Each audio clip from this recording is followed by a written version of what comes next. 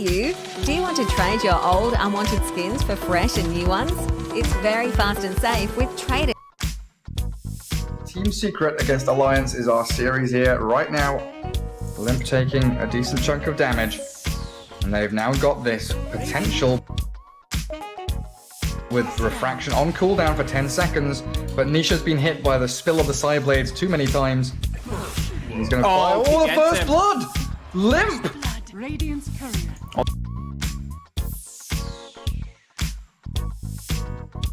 Also, top lane is being a disaster for TSpirit. Raid King 16 CS, 26 on Axe. Kill an FNG here. It looks like he does. Smoked up behind Limp and Nico Baby as the catapult does work. Tier 1 glyphed up, but it's surely going to drop here. Secret not in position to fully defend it. Attempt to deny from Zai, but they've caught Yapzor. He will get one Fisher. That'll be the end of him with a Reaper Scythe from Nico Baby. Tower is under attack.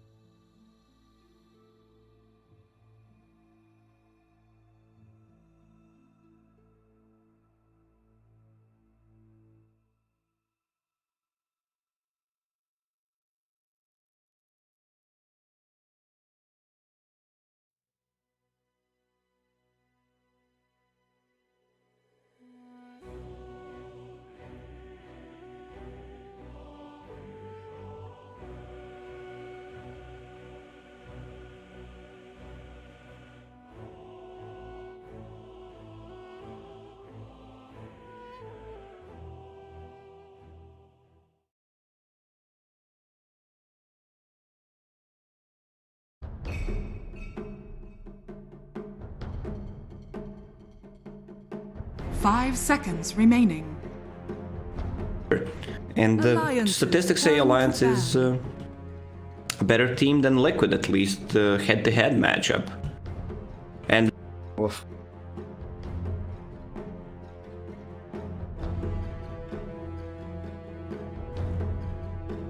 so I'm expecting 3 games here. Yeah, absolutely. Yeah, no, a couple of times there was like Alliance 2-0ing them. But here we are, game 1 in this 10 best of seconds 3 remaining. and lower bracket as we get ourselves underway. Draft ready. 5 seconds Alliance remaining. up against Liquid.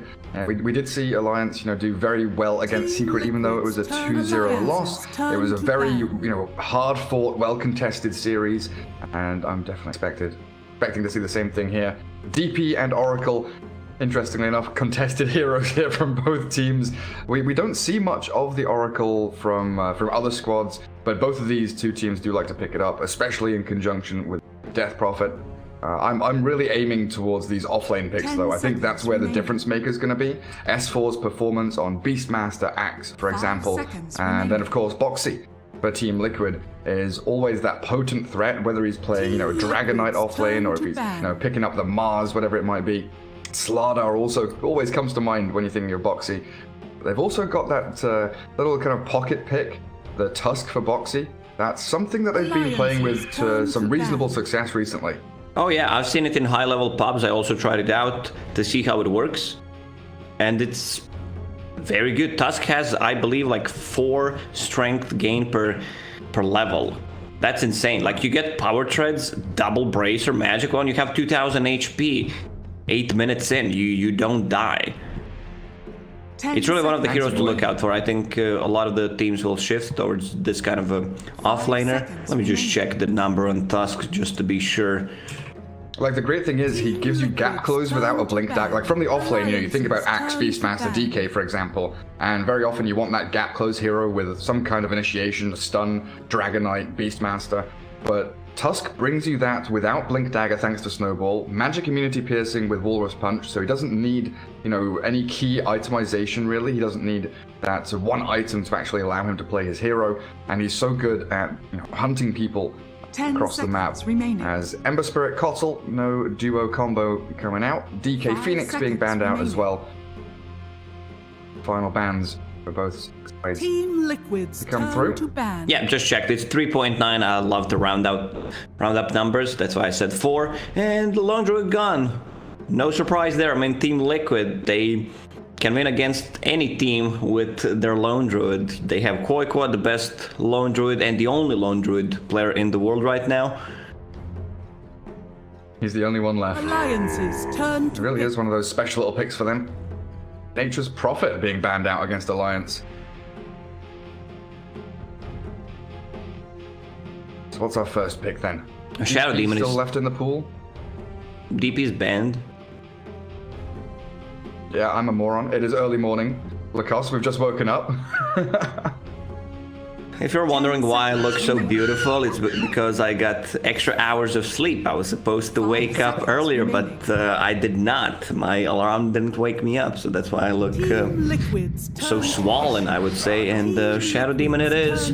Alliance yesterday against TeamSecret played this hero and tried to go for something different, like no Ether Lens, just straight into Aghanim Scepter. Like, once you get that, it's insane amount of damage. You have 3 charges on your ulti with the break mechanic.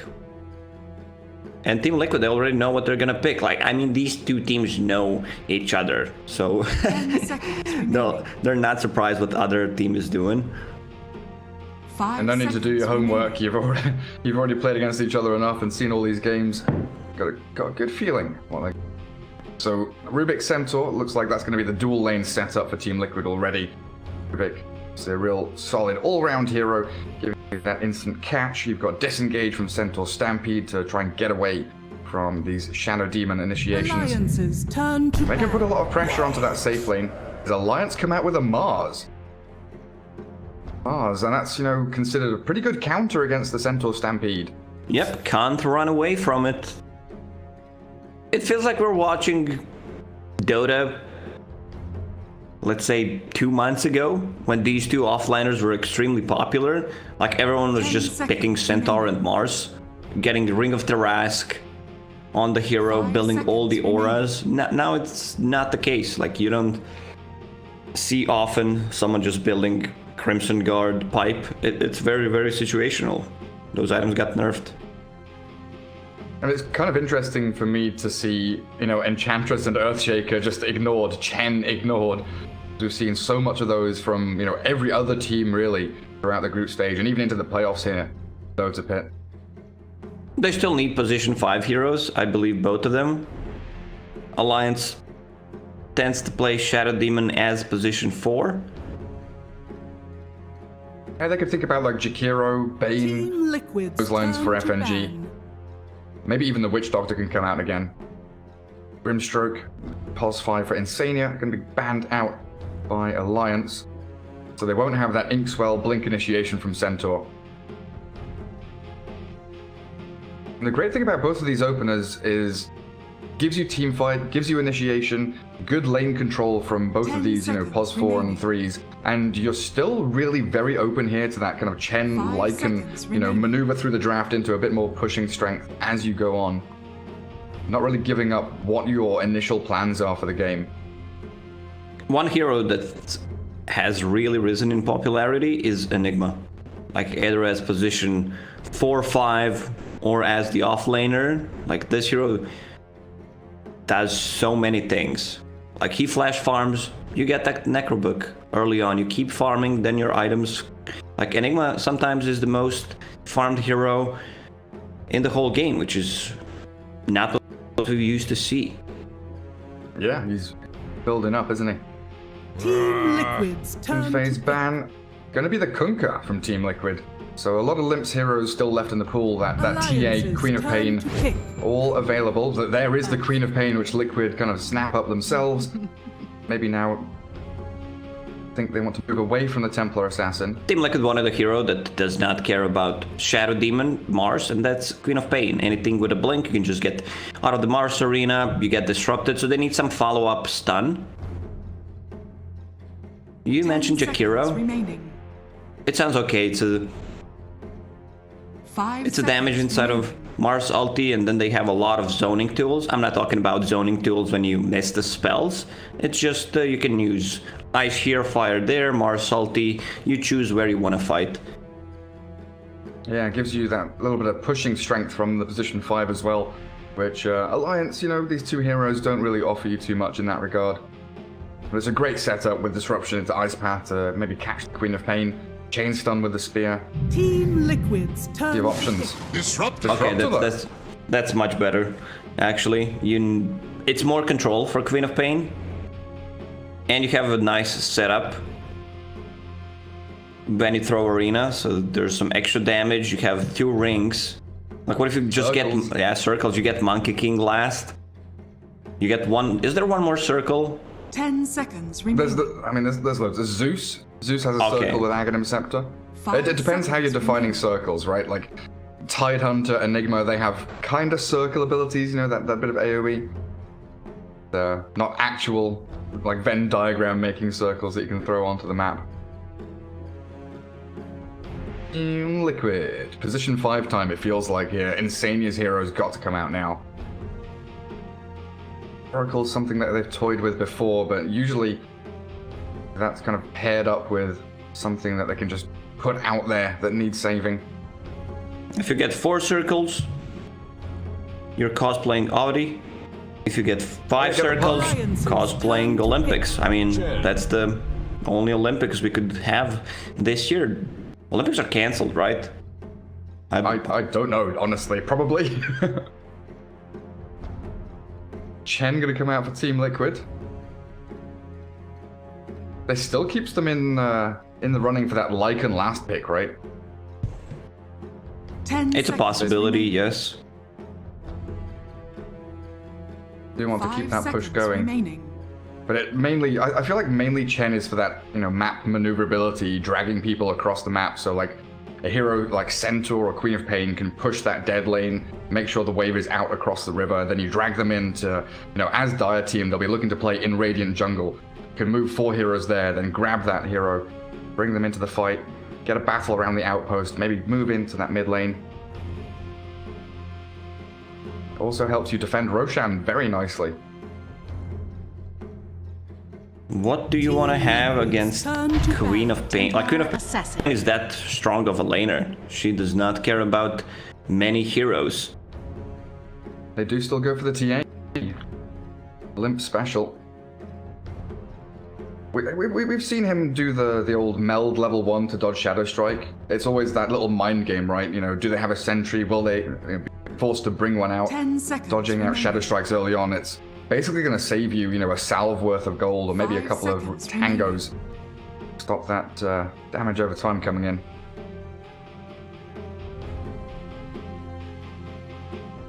Templar Assassin opens up the Roche for Alliance, and it's just their comfort pick. You know how they're gonna play it. Limp, probably the best TA player in the world. I kind of feel like you have to last pick... Oh, they banned Necro. I was gonna say you have to like last ban Wraith King up against Alliance. They've looked so good when Nico Baby's on that Wraith King when it's paired up with a hero like TA. You know, Limp can play in and out of the fight, Wraith King soaking up the damage. They've got displacement abilities with Disruptor's Glimpse and Mars Spear to help Wraith King when he's being kited around. We'll see. If they ban something like a Phantom Lancer, they're definitely going for Wraith King. 5 seconds remaining. There's no mana burn on Team Liquid at the moment. They still need a carry hero.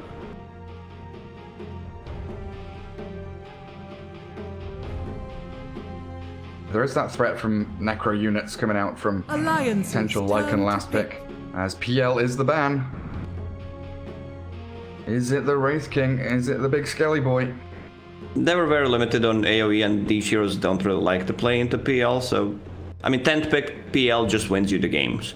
If it's a good... It's same like as Broodmother, but even stronger. I guess the other big option for me is like a Morphling. You know, they've done very well with Nico Baby Morphling. Again, paired with this tempo hero in the Templar Assassin. Oh, yeah. Tempo Assassin. Yeah, that's the second hero. I believe it's one of those two. Like, they really love Shadow Demon Morphling combination, so he gets a shotgun, and Soul Catcher is gonna be good at every single stage of the game. And it's not. It's Carry Doom, I believe. Position 1 Doom. I mean, never have called that in a million years. We saw Saberlight play it yesterday from position 3. He looked very good up against, what was it, the Slark? Of OG, yeah, it was the OG Slark for Sumail. But position 1 Doom. Alliance changing things up in that last spot. Team Liquid now. Respond to this. Doom as another counter to Centaur and Queen of Pain. Like, Doom was a counter for Centaur for a very long time. Like, that's his target. He pops the Doom. You may now select your... And then he can't use the Stampede, because that's the saving ability for Team Liquid. Team Liquid's like, Doom, we're gonna push. Yeah, that's the thing. Like I said, after the first couple of picks, you still have this opening for Liquid or Alliance. They could have done it themselves to go for that Chen Lycan and still give you the pushing strength that you need. So some very early tempo heroes here for Liquid. They're able to fight no matter what the game state, really. You know, Sonic Wave and Stampede. I guess you throw Shapeshift in there, a couple of cooldowns that you're trying to play around, but nothing ridiculously long. Alliance in the same kind of boat, though. I'm not convinced by this Carry Doom. Yes, he can stay on top of net worth with the Devour Gold. The last time I've seen it was K1 Hector playing it for Beast Coast, but it was 2, 3, 4 months ago. Time goes by so fast when you're in the house playing and watching Dota all the time. So the purpose of the Doom here, you mentioned kind of counteracting the Centaur and Queen of Pain. Doom the Queen of Pain, Infernal Blade super good against Centaur, but it doesn't feel like that's enough of a reason just to pick the hero, right? It feels a little bit out of left field, a little bit awkward. He's great against tanky heroes like a Centaur, but it just feels very, very weird. Maybe I'm gonna learn something today. Let's see. Yeah, I guess if you look at the other heroes, Alliance's lineup is built around jumping. They get the catch on someone, and they chase. They've got glimpse. They've got the ability to really run people down with Doom, TA, blinking forward aggressively. If they get the on Liquid, they can take 2 or 3 heroes out of the fight, right?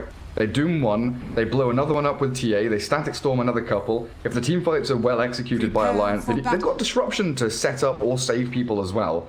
So a lot of this game feels like who gets the initiation first, because Liquid are going to be setting up around your towers from a very early point thanks to Chen, ViKin, and this Mickey Queen of Pain. Have a pretty good game. You eat Chen creeps, you eat wolves. True. You know the old school counter to Chen? When you saw Chen, 2 people get Hand of Midas. You just insta-kill his creeps, get the extra gold. I don't think it's doable anymore. Midas is just a garbage item at the moment. But maybe it's the same principle. Let's see. Nico Baby trying to eat the wolf. 30 seconds to See if you can get it. They're baiting him. It expires right in front of his face. But here we have it. Game 1. Liquid up against Alliance. Insania playing that Chen. Nico Baby on the Doom. We've got ourselves a Boxy Centaur and FNG Disruptor all down bottom with a Tiger Rubik. Lots of heroes converging into this Radiant jungle. Alliance still holding that high ground, waiting for anyone to come up the ramp. Nobody shows. The battle begins. Spot Nico Baby, but they'll just herd him back to the lane. Double Bounty Rune down bottom for Alliance, and double top... for Liquid. Double top for Alliance, as Hunscan Shadow Demon... S for Mars, then mid lane TA against the Mickey Queen of Pain, and it looks like Insania is going to take a long walk top to help out Quake's ViKin. Rubik usually likes to be in 1 versus 1 scenario against the other support, but not against someone like Bane or Disruptor. Like, he loses that battle. Thunderstrike is just too good of a spell. 4 strikes of 45 damage. Jesus, that's 180 damage plus extra slow. Look at mid lane, they've already got a sentry down. No meld to dodge the Shadow Strike, so Limp goes Sideblades level 1, picks up the Refraction, and already 3-1 CS against the Queen of Pain's 0. Limp starting that lane domination very early on. Yeah, Mika just focusing on harassing, doesn't care about CS. Okay, here's one. You gotta start somewhere. Oh, Limp with a deny. Stay at 1. Limp just plays this hero too well. He yesterday killed Nisha's Storm. He was level 2 or level 3. In that top lane, he got the career snipe, but 5 stacks of poison, first blood spill. He came in round the back with a stolen range creep, snipes S4's courier, but still gives his life in the exchange. Back to mid lane. And Mickey forced to salve these side blade spills. Limp so very good, as he solo killed Nisha's Storm in the series yesterday, just off of side blades. He's absolutely a god, predicting where people are going to move.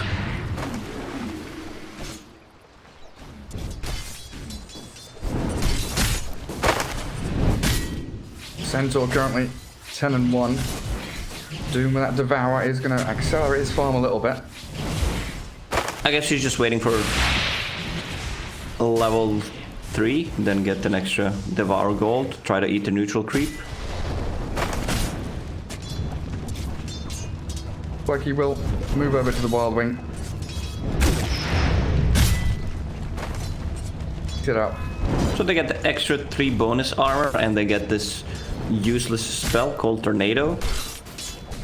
Like, you never see someone trying to use it when they're playing Doom. 60% of his mana pool, and he has to... Oh, Centaur Stomp with that Rubik Telekinesis on FNG. He's trying to play a little too aggressively there, and Bonksy will find that kill in the bottom lane. You still have to stand still with Tornado, right? Yes. I don't know if I had a dream about it, but I thought they... changing it so he could cast Tornado and then move around, because it is so worthless when Doom's standing still doing nothing. The good thing about it is it's undispellable. Wow. Ooh. Wow. Whoa. It doesn't even say when you go over, it doesn't even say how much damage it does. Max duration 40 seconds, that's it. Like, is there... Oh, what a... Is it like a static storm where the damage increases? I have no idea. Oh, limp mid. Like, I just know it's annoying mid. Still looking for that takedown on Mickey. 9-0 Queen of Pain. Templar Assassin at 21 and 10. Tripling up the CS and denies. My goodness, Limp is really showing his worth in that mid lane. Even with the sentry ward early on, Mickey's having a few struggles there. So Alliance looking good across all three of their lanes. Doom farming very well. Mars up at top is also having a pretty good time. S4 contesting this wave drag across by Insania. So scared of this Queen of Pain. She's miles away from bottle, has to buy mangoes and salves. Meanwhile, the double Wraithband Limp with a haste rune now. He's thinking about what he wants to do with it. 4 minutes and 20 seconds in, picks it up. Straight back into mid lane. This is going to shut the clock completely out. Look at that, nice Sideblade splash twice off the range creep. It just wants to make her blink. There's a blink. Courier. Courier. Is it one hit? Down it goes. I'm not going to try to guess like the matchup when Limp is playing TA. Like, I'm pretty sure it should not happen. I've seen like Storm Spirit killing Templar Assassins a couple of times, and he just destroyed Storm Spirit. Now he's destroying Queen of Pain. Really annihilating his lane opponents. Liquid got a good amount of chip damage there. Harassment onto the Shadow Demon and Mars, but they've got plenty of regen to come back into the lane. If we look at Hanskin's item build, double Sage's Mask cost. Going Necro? Are scanning. Nah, it's just for the regeneration early on. Like, you get to do extra. I want to see his natural regen when the clarity is out. It's the best item. Gary, I've said it a couple of times. Best early game item you can get. 1 mana regen per second for 225 gold. So it's 3.5 per second. With Man, remember when 2 Sage's Mask. Whew. Yeah, it used to cost 325. Nice bit of discount there on the old Sage's Mask. ViKin is going for the Necro Book. About halfway towards the recipe now for Koikva. And that's what Liquid are kind of aiming towards. That timing around the ViKin. Queen of Pain now has Sonic Wave, hits level 6. Insania's rotated mid. Limp is just going to turn and fight, looking to Sideblade off of the creeps. Now they've brought in Tiger, dragging him across the map, trying to focus down this TA and the Sonic Wave with the damage over onto Limp, trying to bring him down. Deny coming. FNG, he gets it. Denies the TA in the middle of all that. So they use a lot of resources, a lot of mana, expended Queen of Pain Sonic Wave to try to grab a kill, and FNG just casually denies him. But Hanskin pick off that Koik for ViKin top. So a lot of resources, like you're saying, expended mid. It looks like now Liquid kind of 3 heroes off the map. Rubik has to go home. The Queen of Pain finally gets her bottle, regenning up, and does return to lane. But Chen, you know he's got the long walk top lane, and Koikva sent back to the fountain. It is a really rough start here for Team Liquid. None of their lanes Mick go is dead. well. Oh my goodness. My blades and my mind are as one. What's the net worth difference? He has double the amount of CS. 2.6 against 1.4. There will be It's pretty much double net worth difference. So the only lane that's going decently for Liquid is this boxy Centaur bottom. He's got treads up, he's about to hit level 6. They do lift up and stomp the Doom.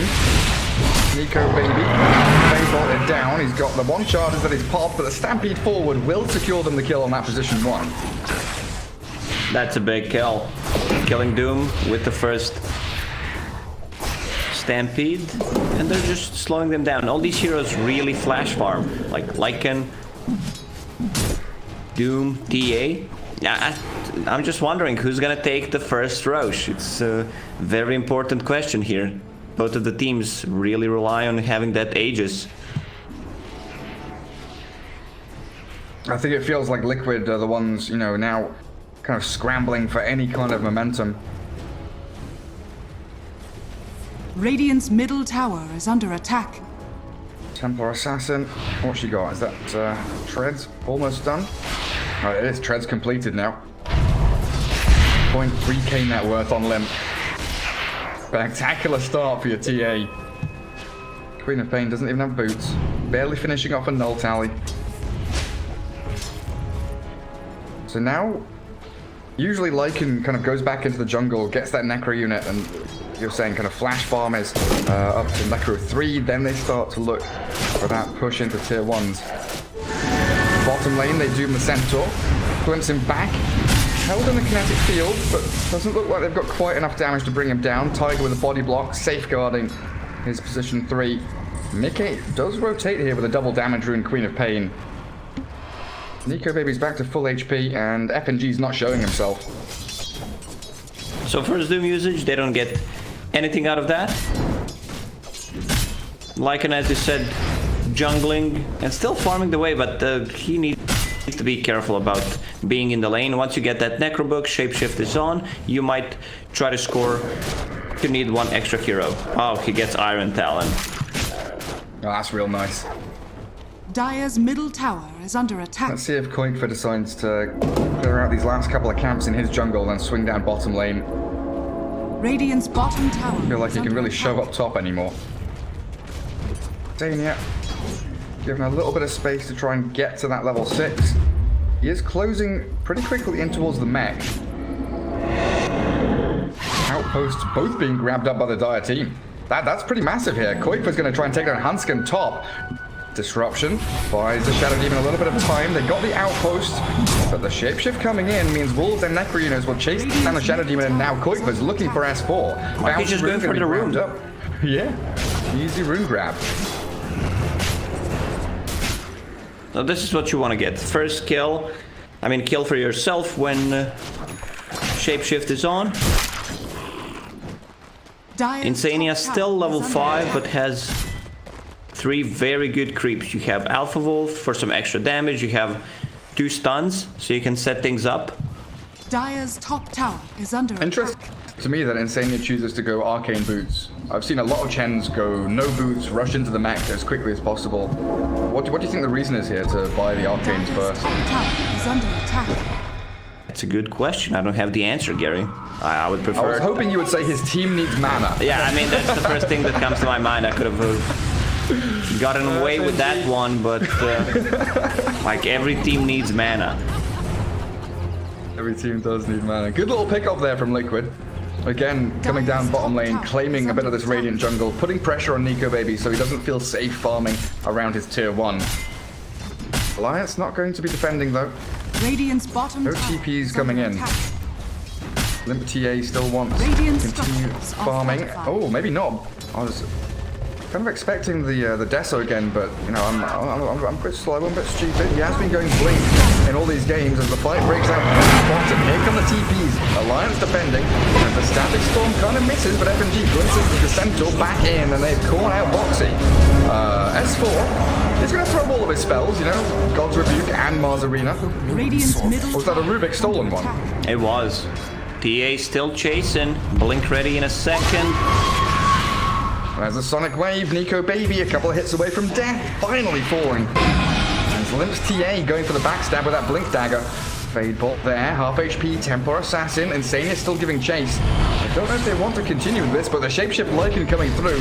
It looks like they want to commit, try and take down Limp. The Spear catches Queen of Pain, he's being blown up. One more hit from Limp will do the trick, but Koikfa gets the trade back as Lycan shapeshifted up on the Necro units. He wants FNG and S4. Tiger, no telekinesis. He's got a Fade Bolt in 2 seconds, gonna steal out a kinetic field, but it'll just be the summons from Lycan that take down the Disruptor. Koikfa's rotation paying off beautifully and converting it into a tier 1 for Tiger. Tower has fallen. So they are just keeping the momentum going.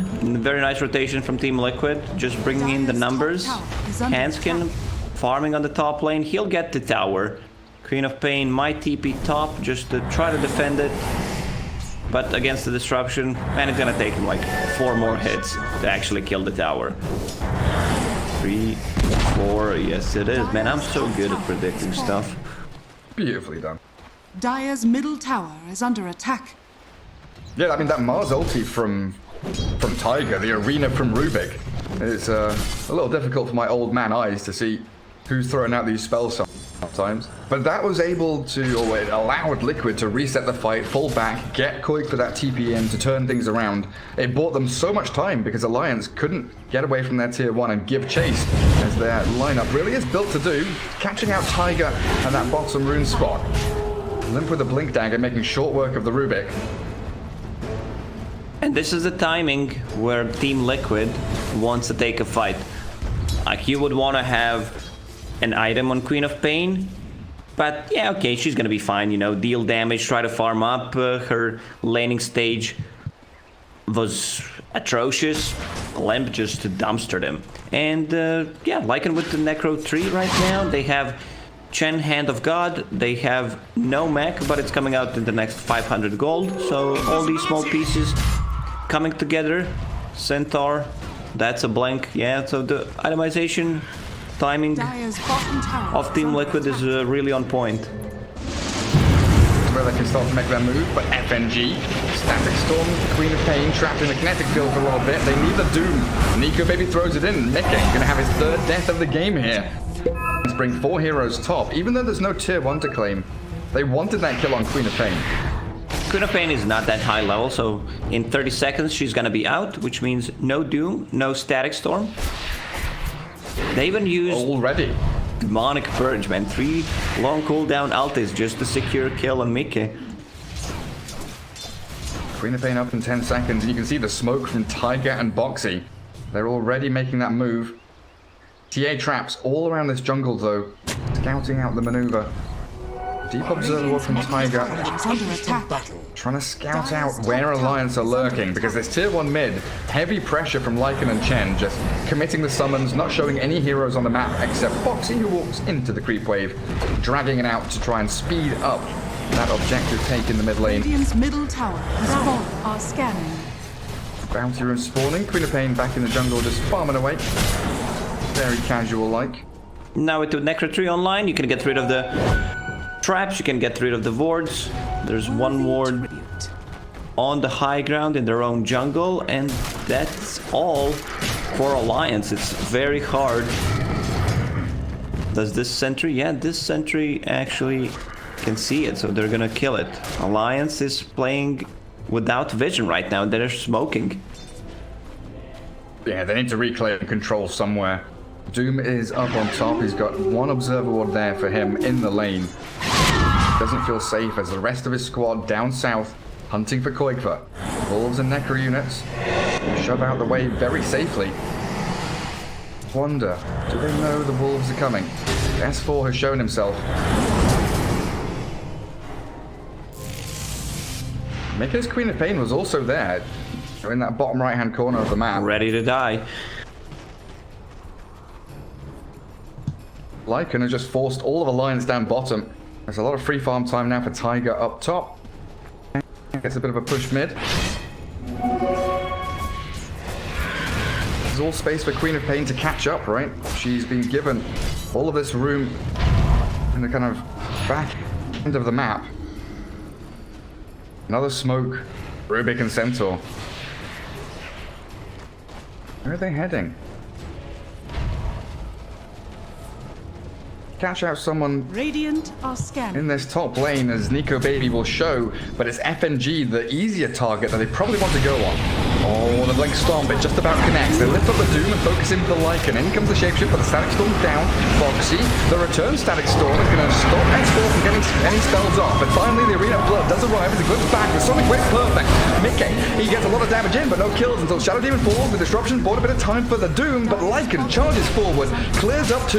Limp now in trouble, isolated, no team to save him. S4 tries to push them back, but a stomp from Boxy will secure the kill as the refraction from Tiger. The right clicks into S4, and the dive from Liquid clearing through 4 Alliance heroes and a courier. Team Liquid is having a very nice momentum here.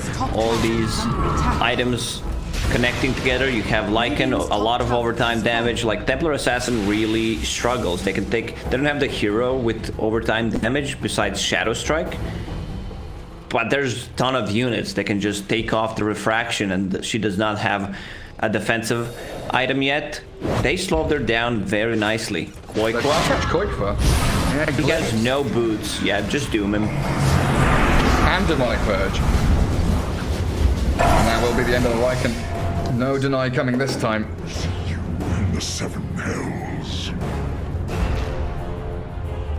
Vambrace for Boxy. Glimpsed back.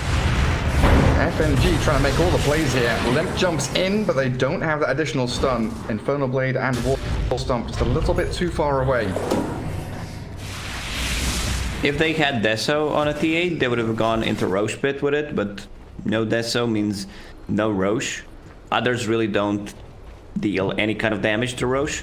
Nico Baby, item build, just a casual plate mail going for Shiva's Guard. Okay, I guess he just wants to provide the vision for his team. And Blinkin slow them down, have some AoE. He was probably thinking about getting Radiance at one point. But you need items like right here, right now. S4 going back into the Blink after Vlad's now. 700 gold away from it. Boxy jumps mid. Hanskin getting stomped up. A very quick kill. Liquid, so speedy. Yeah, Liquid can get Roche for themselves right now. They know there's no Doom for a minute, so just run straight into it. Stomping him up. Asania gets the chain stuns here, and they're TPing Queen of Pain to try and find the kill. Does she have yours yet? She does, so cancels the TP. S4 getting picked off. He went to try and grab the outpost. It looks like he's going to try and grab the bottom one, but S4 is going to give his life up top, forcing Liquid at least to move across the map, and the outposts do go 1-1. You want to take away Roche from TA lineup. You do not want to give her the snowball potential. Lycan just plate mail away. 1000 gold from full AC. Get that Roche. Double damage on Queen of Pain, still running. They're really taking their time with this one. Yeah, they're thinking about it. Now they come in with the Chen creeps. Okay. Popping out Lincolns. Centaur stomps, hold the Roche in place. And it looks like Alliance are going to try and take that bottom tier 1. Radiant do scan the Roche pit. They know that Liquid are going to be in there. Almighty money. So Alliance just smoked behind TA. Try to protect her. See if anyone TPs. That would be an easy kill for them.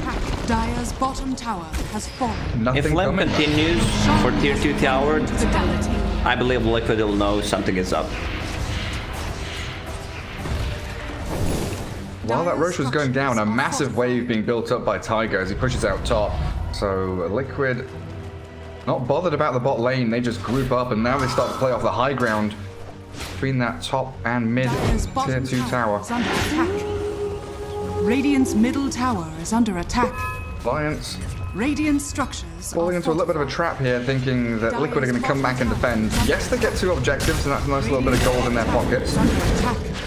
Limp will just continue. He has Deso, Refraction. Queen of Pain. Aggressive jump in with that H-Room. They've got the sets up with the Static Storm down though, as that Mars ulti catches a couple. A Sonic Wave blowing up forward the Rubik Mars. Ulti arrives and catches out too. Lip turns to fight Tiger, trying to blow up the Rubik, but it's not quite enough. This Lycan is just running straight through the fight, shredding every Alliance hero one by one. 3 heroes dropped. And now you're down to FNG and Limp to defend the base with no buybacks here. Alliance could be losing a lane of barracks. They're very strong at the moment. Man, Mickey had such a great recovery. He's 8-0 from the last time, and he's not stopping, going for a kill on FNG. Just buying some, man, the damage coming up from Team Liquid. It's insane. And this is that overwhelming game plan. That's that tempo where even if all 3 of their lanes go badly, they're waiting for very key specific item timings. Lycan with a Necro Book gets him to Necro 3 pretty quickly. Boxy Centaur with that Blink Dagger just moving around with Tiger. The first 10 minutes, 15 minutes or so was just Centaur and Rubik running around the map finding kill after kill. Now they're getting the next set of items. Full AC finished on Lycan. Centaur will get Heaven's Halberd, so it's going to be very hard for Templar Assassin to take a fight. You don't have a BKB yet. Guardian Greaves on Chen. And Queen of Pain's also going to get another item, or half an item. Shiva's Guard coming up. But, like, what has Doom done this game? He has devoured creeps. He's like doomed the Lycan once. It just hasn't felt like that. That last pick for Alliance has really given them much impact. Yeah, have to agree. When I saw it, I was like, what's going on? Are they running out of time? Did they misclick? I don't know. I mean, you didn't believe in it. You didn't think it was worthy of that last pick, and it seems Liquid are proving that point pretty clearly. Warming into the Radiant jungle now. Alliance are going to have to consistently push out that top wave. Can't use stuck up Doom there. They do catch the Queen of Pain, but Mickey just blinks away. Somehow, there's no tree there for the spear to grab, but it clips back into the kinetic field. But she uses herself up and now blinks aggressively in. The Shadow Demon Disruption does buy a little bit of time here, saving Nico Baby, but it's trapped inside. So Rubik and Mars ulti again, and the out of blood. Here's in place. Now the Stampede in towards S4, stop onto 2. Liquid execution is gorgeous here from them. But the Static Storm will keep a couple of heroes held in there with the kinetic field, but FNG doesn't have the backing of his team. There's no follow-through for Alliance, and now a buyback from the Doom. He's already dropping low. Mickey blinks in aggressively again, but Liquid just going to have to reset and fall back up the ramp. Hold that high ground as they TP home. I think Insania, he's going to walk back in. He's going to get glimpsed back in. He is the sacrifice here. One hero is all Alliance will get as the rest of Liquid TPing out. Yes, Lycan makes it home. Oh god, Taiga, he already TP'd out and Chen recalled him, so he's pretty dead. There was a buyback from Nico Baby. They didn't even lose Aegis in that fight. Still minute. There's not going to be good usage of Aegis. It's gonna expire for the next fight. Yeah, that doesn't feel good. Full Shiva's Guard now completed on Queen of Pain. So even better vision in a team fight. Both of the teams have Shiva's Guard 25 minutes in. That's a very rare thing to see. Yeah, very early Shiva's Guard, but I honestly didn't realize Tiger had been recalled back in there. I thought really it was just gonna be the Insania Chen going down. Not ideal, but still, Alliance able to get out on the map. Yeah, I think Taiga typed minus disable help when he saw the rest of the team is bailing. Like, dude, please don't do it. Very tight grouping here from Alliance now. Man, every time I see FNG, I just want to say Gambit. Radiant are scanning. Gambit grouping up. They're pinging out Koikfa. Ooh, Koikfa. Is he gonna get found here? The smoke pops. Shiva's Guard gives vision, and there's the spear. Trapping the Lycan in the trees. Liquid with no response to that. He was doing a pretty good job, you know, pushing out this bottom wave. But finally, a decisive move by Alliance, finding a kill. It's a good kill for the lot of gold, but you still can't make anything happen. 37 seconds without Lycan. You might try to go for tier 2 tower. By the time you get there, they still have a glyph and they can defend it. I mean, there's tier 1 tower on the mid lane. What am I talking about? I can't believe that PA didn't kill it for 26 minutes. Arena of Blood from S4. Trapping Foxy inside, but in comes the Queen of Pain. Sonic Wave onto 3 heroes, pushing them all back and away, saving the Centaur. And that's 2 big ultis from Alliance, expended for no kills and no tower. Chen had to pop Guardian Greaves and Hand of God, so that's kind of worth it.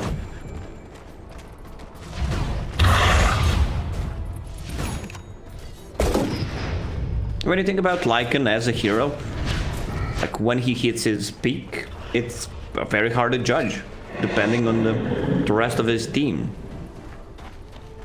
He can scale, like you get BKB, you get Abyssal Blade after that, so you're still gonna be the strongest hero in the game for a very long time.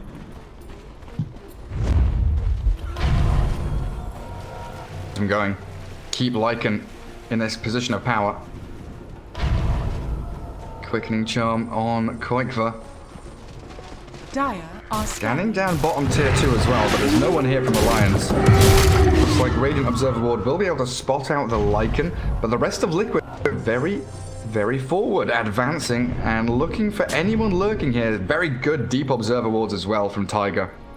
Radiant's Trying to give that consistent vision. Dire's The middle Alliance are tower still is angling under for that attack. tier 1 mid. No TA here though. So Mickey, he just jumps straight onto S4. That's like half his HP gone. They do get the Doom onto the Queen of Pain, but the rest come in with a boxy 2-man stomp. The static storm's there from FNG. He gets his spells off before dying, but Limp finally arriving. Blowing through Boxy, Mickey does get out of the Doom and he's stampeding away, and the chase is on. S4 throws the Arena of Blood yet again defensively. Alliance just running to the wind, but the Yule's up, catching that Shadow Demon, stopping the TP, and stomping him up. Tiger has stolen War Stomp. I've never seen that before. No, me neither. Radiant's So he eats a creep, uses it, and then you steal it. Now Taiga, now they have 2 centaurs. Boxy 3. and this budget one. Yeah. Radiant's middle I tower. got Chen's one as well. So now you've got Blink Stomp, and then another Stomp. Dire's So many chain stuns here for Team Liquid to utilize. And they're on the high ground again. They've already glyphed up. This tier 3 is melting. So quickly demolished. And 3 heroes still dead for Alliance. Doom still for 20 seconds. That's a full lane of barracks, and nothing here Alliance can do to stop it. Glimpse back on Lycan. Kinetic Field. Yeah, it will trap him in place. But Shapeshift Queen of is Pain- ready. Yeah, Queen of Pain just kind of bodyguarding everyone as they do fall back, and that's Lycan's BKB arriving now. So if he was having good fights before, it's only going to get better for Liquid. Alliance still trying to track back, catch anyone on the retreat. They need a glimpse. They need TA traps to give Vision something here to allow them to maybe grab a target, but there's no one. Nobody showing. And in they come again. Liquid, straight onto FNG. The BKB from Queen of Pain into the Static Storm is worthless. FNG blown up, and a Sonic Wave going to try and catch out the Shadow Demon in the back. They've taken out the 2 supports. Self-destruction there as the Arena of Blood. It does hold that Rubik in place, but it's Liquid just sprinting in circles, absolutely annihilating Alliance and forcing them to buy back on 3 heroes.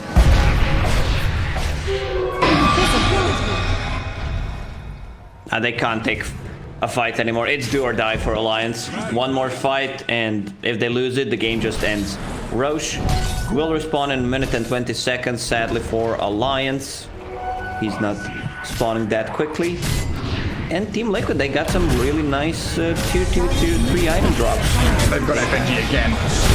Foxy with his Blink Stomp, so beautifully placed. Insania has a ton of armor, so that Melt Strike, yes, it takes him like half HP, but a disarm onto Limp, he can't finish off anybody. The TA is Guardian isolated, still Dream. dealing with the Chen, but the Doom has fallen. The rest of Liquid are focused down the big key targets, and now Limp is turned on and demolished. He has buyback on TA, but Alliance, I think this is game over. They call it.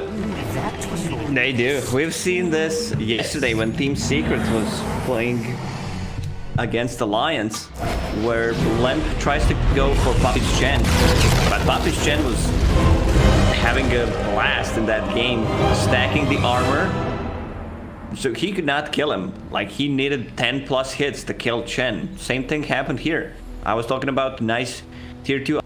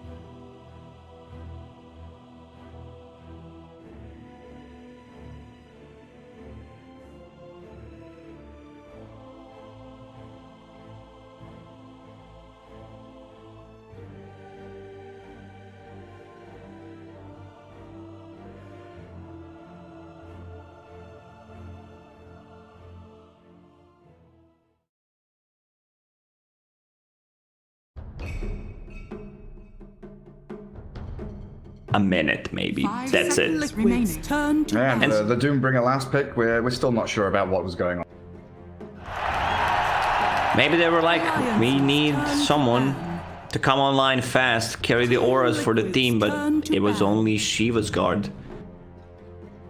So that's really all he had. Alliances Now, turn to battle. potentially a different story. Death Prophet, Nature's Prophet, and Shadow Demon being banned out there by Alliance.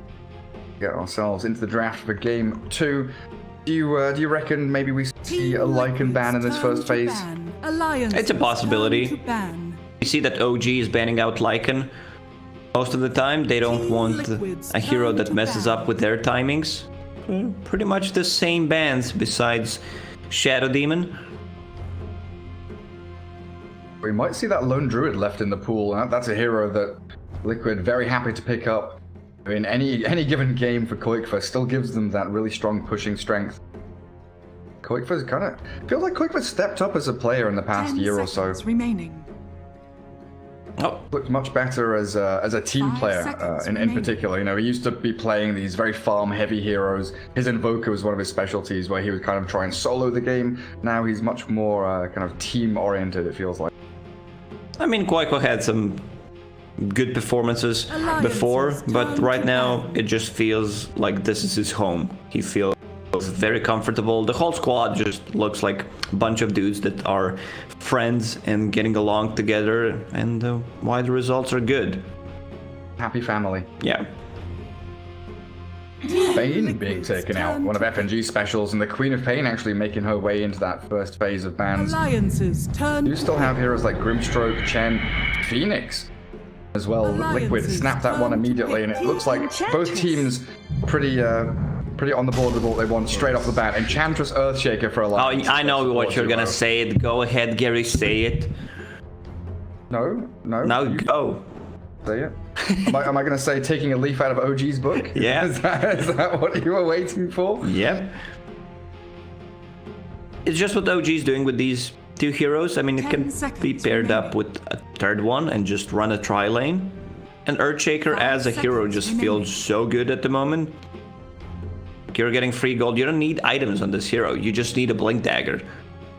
Tranquil Boots, Magic Stick, you're good to go. You get one neutral item that gives you either stats or mana regen or anything, and you're gonna farm up Dagger in like 14, 17 minutes.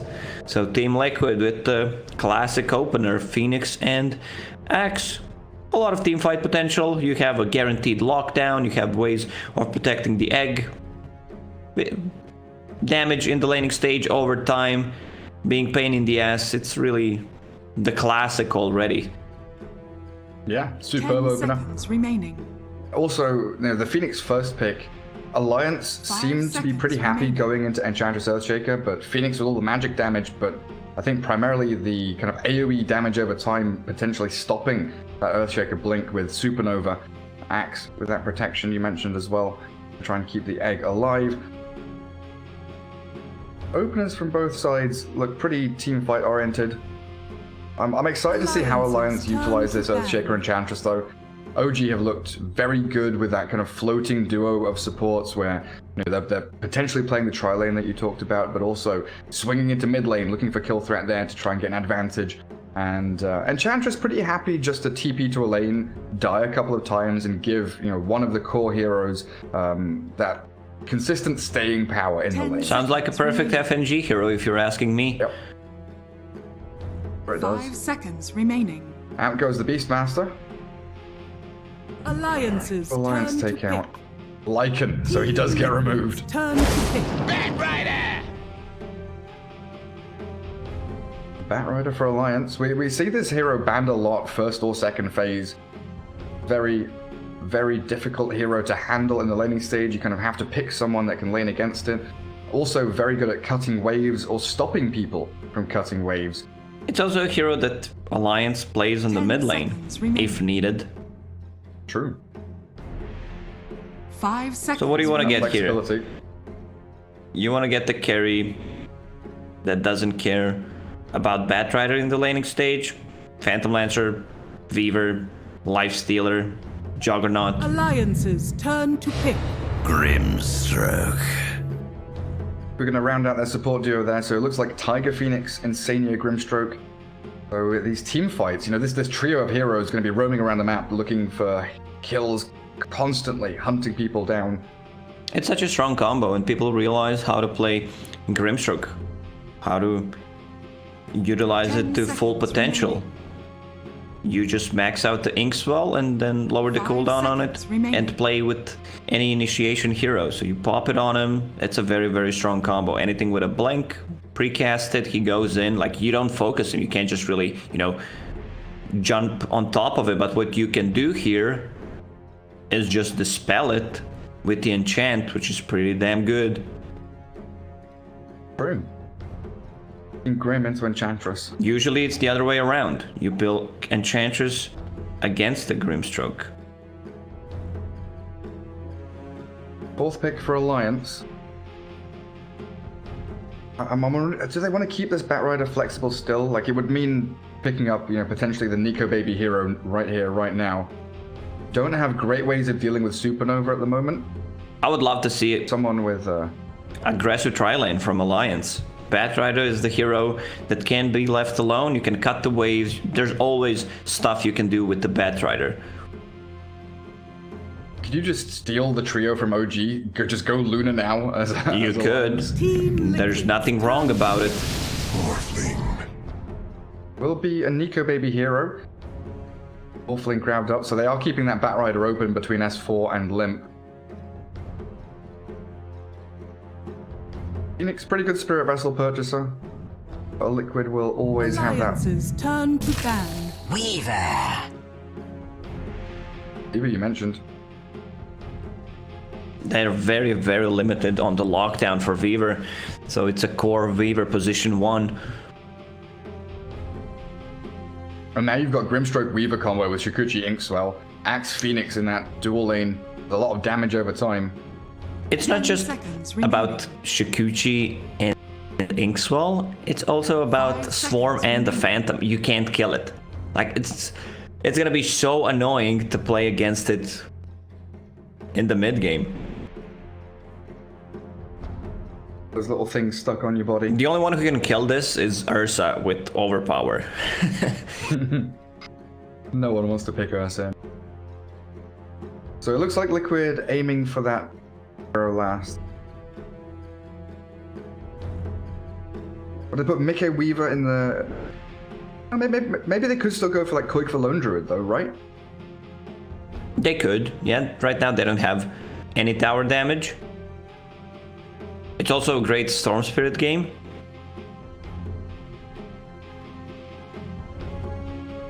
I'm feeling Puck for Alliance. They need some kind of a silence coming out from the mid lane.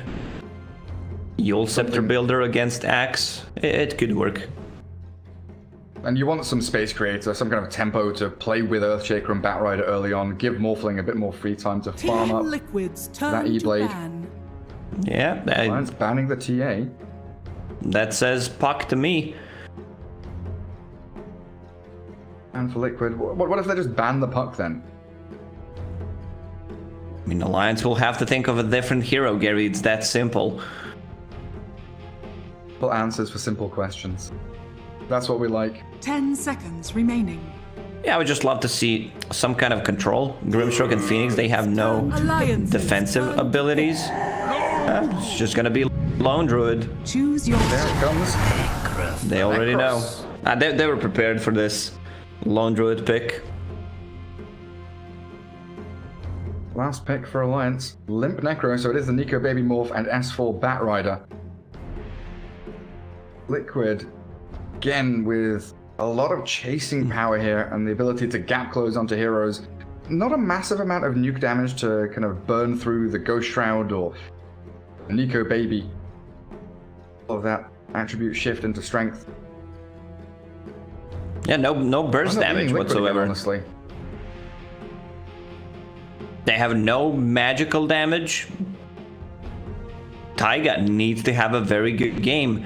Timing on that Spirit Vessel against Necro, against the Morphling. Welcome back, Gary.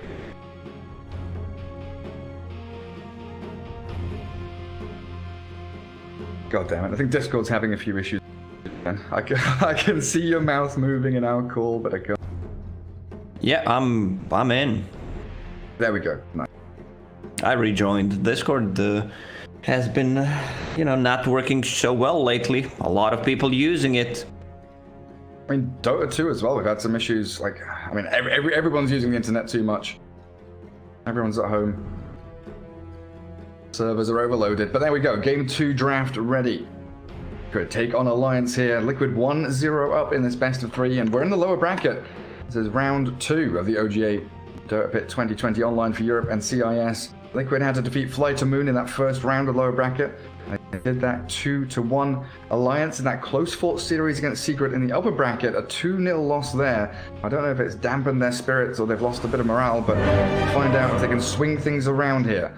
They desperately a win. Stroke for Insania, leading the charge there for his squad, and there's the Limp Necro. We've seen Nico Baby grab this hero.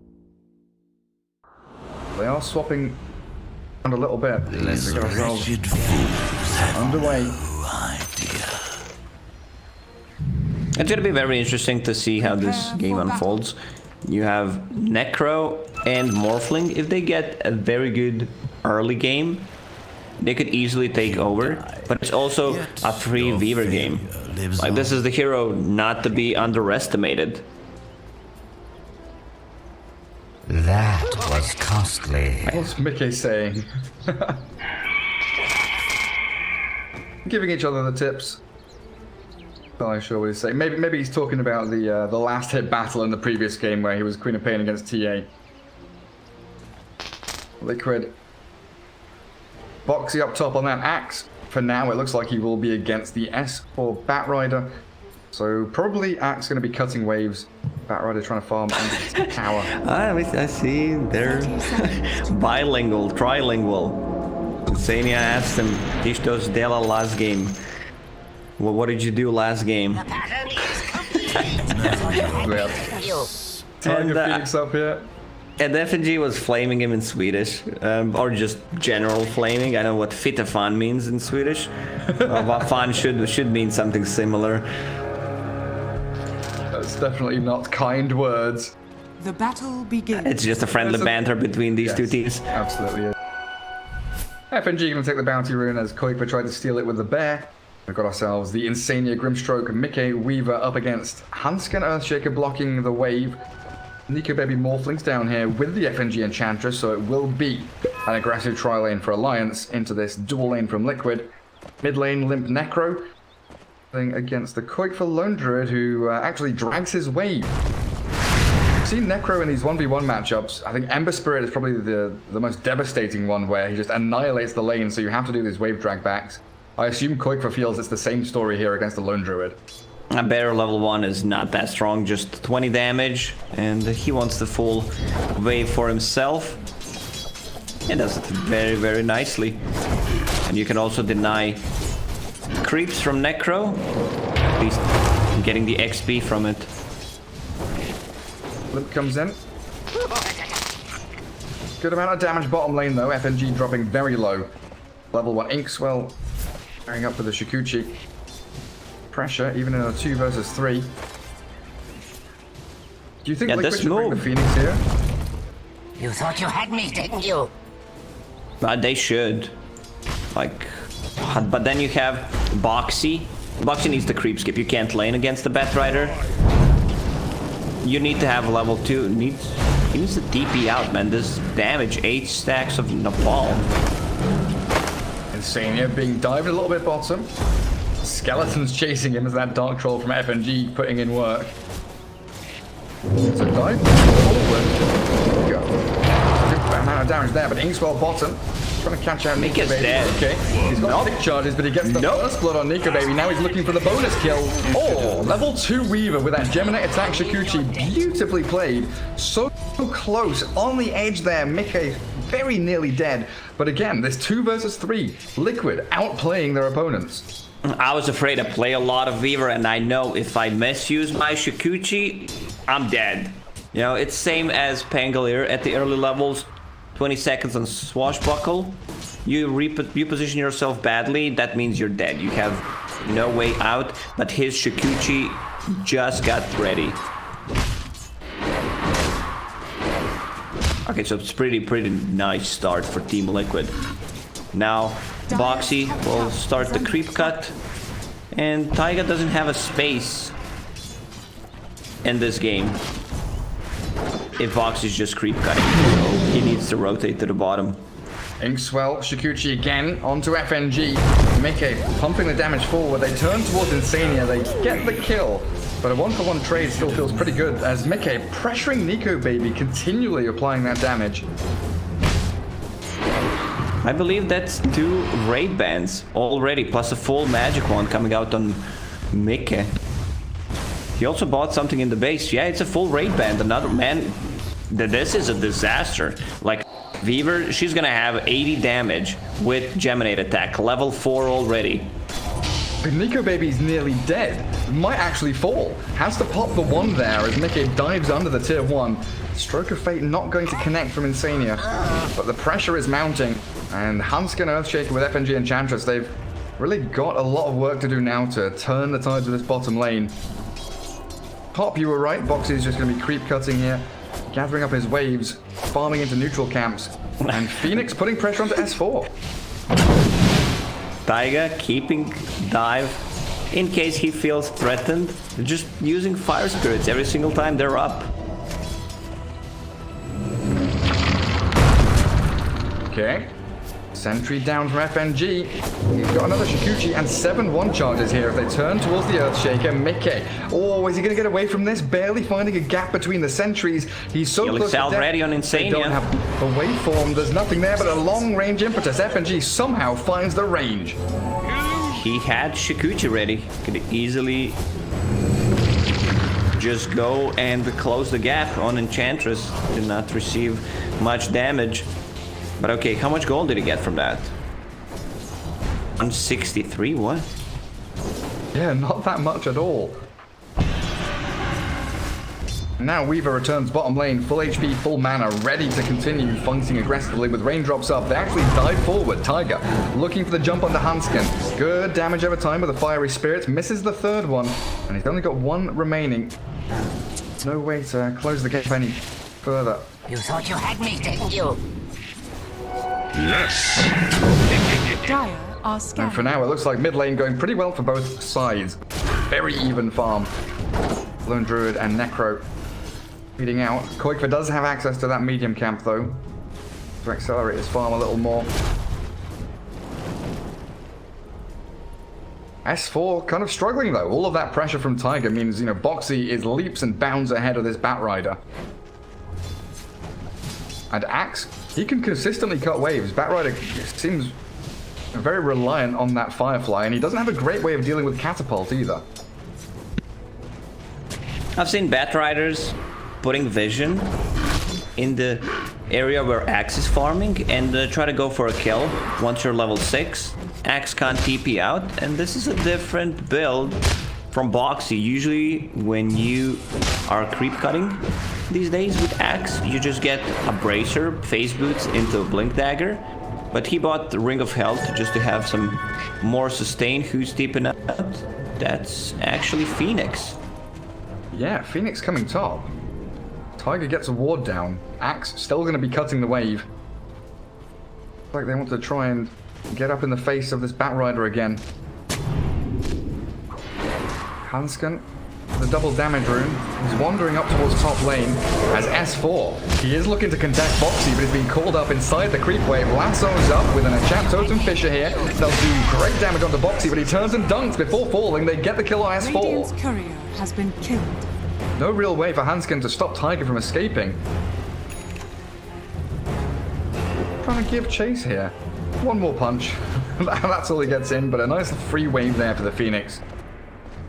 Bonus experience and a little bit of gold for him. The mid lane pretty boring to watch. Oh, Both Shikuchi, these heroes just farming up. Nico Baby waveforms away. He saw it coming with that sentry ward. But that's how afraid the Morphling is playing now, sitting at 820 HP. Forced to waveform defensively.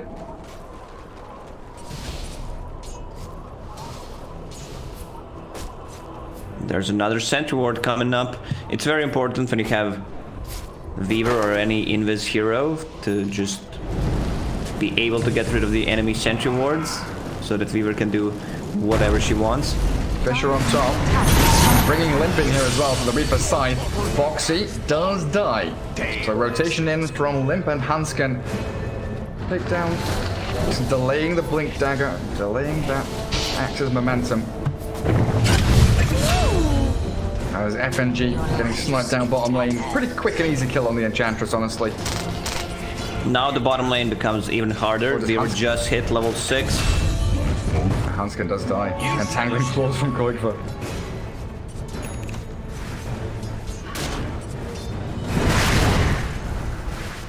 The plan for Alliance, like, does Morphling have to go top lane now and try and get the farm there? Bottom lane just doesn't feel safe at all. Oh, he's not getting much out of the bottom lane. With the Sage Morbid Mask, you have enough sustain.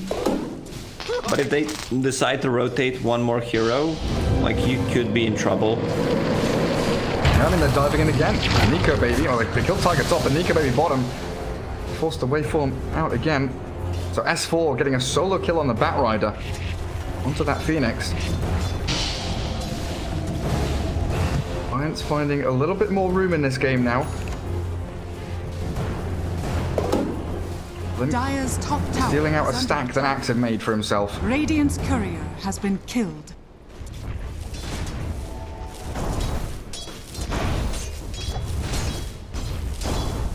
Bounty rune's coming up in about a minute now. S4 does have that bottle.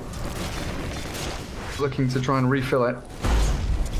Not looking too bad on the old net worth. Especially with Limp out there leading the charge. 4.5k on him.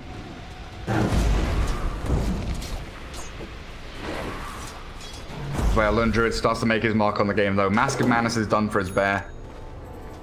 Yeah, someone leaves the lane, your tower is done. The Nico Baby switches from the bottom lane. He was not getting too much out of that one, while Necrolite is just farming the jungle. Necrolite. That's a name I've not heard in a long time. S4. Old school name. Here comes the rotation from the bear. Lone Druid trying to give chase onto the Batrider. They're trying to Reaper Scythe down Boxy. The Flame Breaker is back into Limp. And there we go, slammed into the ground. S4 survived as well. Alliance responding with numbers. Every time Liquid tried to make a move into this top lane, they're able to at least get a trade back. Bottom lane. They're chasing with that H-Spell. It connects onto FNG, giving Mika yet another kill. 4-1-1 on this Weaver. Dire's bottom tower is under attack. This Axe build that he decided to go for Ring of Health is gonna cost him a lot, actually. That's almost half the money of your Blink Dagger, and they already killed him 3 times. Dire's He was bottom looking tower exceptionally is under good, now attack. delayed as a smoke from Alliance. Batrider. Brown Boots, bottle, win place. Trying to get Boots of Travel here, but they're backstabbing really nicely towards Koigva.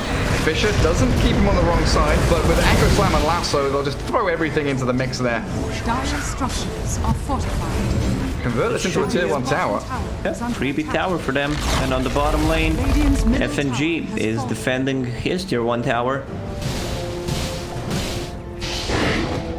Morphling should have okay time. In the next like 5 minutes, there's no burst damage. He doesn't care about Axe since he doesn't have a Blink Dagger. And there's not even Urn yet on Taiga. So Spirit Vessel and the Blink Dagger are gonna be delayed by quite some time. And that's where Alliance can start making a little more room for Hansken to get his blink. 700 already saved up. Get Morphling back into the triangle in a little bit. Keep him farming. Limp. Level 11. Pushes off his Yule Scepter. He's going to hold out on the bottom lane, try and defend against the Weaver. Mickey buying a Maelstrom as his first item. Amp up his damage quite nicely. And in fact, Alliance bringing both supports down here. And as soon as Mickey sees that, he's like, cool, okay, my Observer Ward spots all 3 of you. I'm gonna go top lane, I think. It's a mirror movement, the classic Dota. 2 enemy goes for your tier 1 tower, even though they are limited on the tower damage, they will Radiant's bottom tower is under take it. attack. Where's the Enchantress FNG? Just taking the outpost right now. But you can Dire's top tower kill the is creep under wave attack. without even getting to the tower.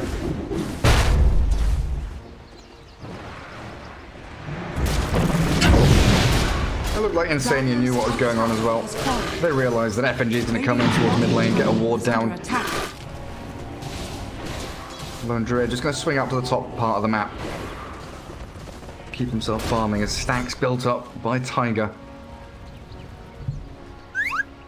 Where's Axe sitting at now? 600 gold away from Blink. Under attack.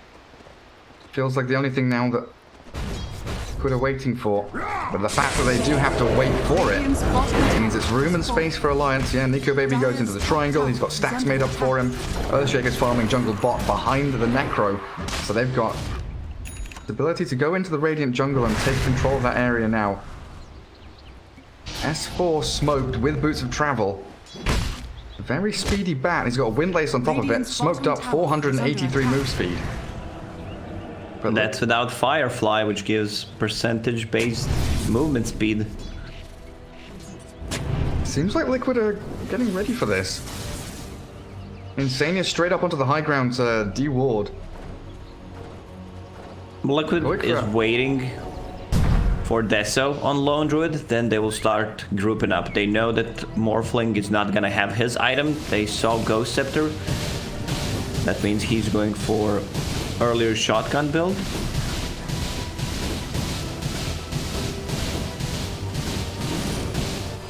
Feels like both teams are biding their time for those first items to come out. We had a pretty early action-packed laning stage, kill after kill. But now, calm down a little bit. Play in the fog, hide off the map, don't show yourselves, don't give either side a target to go for. And that's going to force Liquid now to smoke and make that play. They've got the blink on Axe. Get some urn charges for your Phoenix.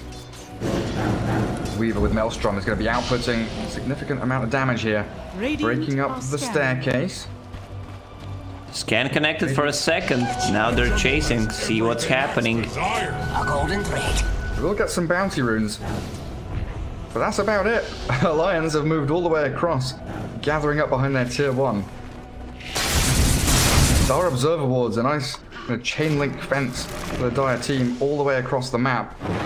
They saw this one coming. It does secure enough. Just 400 gold away from finishing that Deso, and the Alliance, they need to do something, because I believe Liquid is just gonna continue. Tier 1, go for tier 2 on the bottom. Everyone is in the area. Yeah, like not only did that move try and threaten kills and look for the pickoff on Morphling, for example, but it secured this nice area for Koikva to push that tier 1 and tier 2. Making... still playing up on that high ground near the Dire Triangle, as Alliance will come and defend their tower. Radiant's top tower is under attack. Just watching where Insania's playing, he's wrapped around real deep to get some Observer Wards out. Playing all alone. Gonna walk straight into Limp's Necro. Oh, hello there.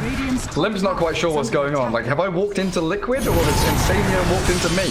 Reaper's Sight about to take him down, ticked by the Death Pulse and Heartstop Aurora there at the last second. Radiant's top tower is under attack. It's a long ulti cooldown, expanded just for the position 5, didn't get the extended timer on that. Hanskin needs to farm his Blink Dagger, getting very, very close. Just 200 gold away. The combination will be very strong for Alliance. Ethereal Blade into Reaper's Sight. So increased magic damage. And with the 2 blinks as well, you know, it's not just the Earthshaker, but Batrider is very close to his. So they'll have that double threat initiation. Ability to immediately start a fight, blow someone up with that other combo, the E-Blade Reaper Sight. And it looks like Liquid are going to be grouping up and trying to take these team fights, so they'll be essentially opening themselves up to that initiation. That's why they need to smoke. Oh, check this one.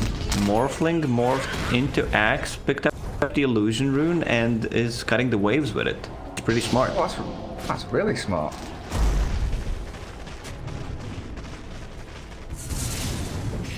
Liquid's still not finding anything. A little bit demoralizing to smoke after smoke. Yes, you're making space for this lone druid, but it feels like Weaver has stalled a little bit in farm rate, just trying to keep up with the team and chasing, looking for kills. They get the blink call, catching out FNG, and Chantra's position 5 is about to fall, but it's the lasso back, dragging Weaver into the combo. There's the Echo Slam, the Soulbind does come through, but Liquid don't have the follow-through. Supernova there on the high ground, zones Alliance back, but a really nice immediate pick-off there. Alliance utilizing everything beautifully. Even without Reaper sight, they still grab a kill. But in this kind of scenario, like Weaver has enough gold to buy back, and she's not afraid to use it. Buy back, time lapse, come back into the fight, and you have enough damage to take down Roche. So that's something that Alliance needs to take a big care of. Morphling, he's just going for status resistance build. Man, Nico Baby really loves SNY Satanic on any hero. Yeah, he really does. Yeah, just finding the Weaver there with Lasso Echo Slam, that chain stun combination. Good at picking off Mickey. Lone Druid trying to find FNG, just needs the entangling claws. Mickey still giving chase here. Nice spear from Koikva, and that will finish off the Enchantress. FNG knows all the interactions. He dispelled Mask of Madness, slowed down Spirit Bear. Try to get away with a sneaky TP, but it did not work. What do you call Necrophos with the mech? Macro. I'm gonna escort myself out, Gary.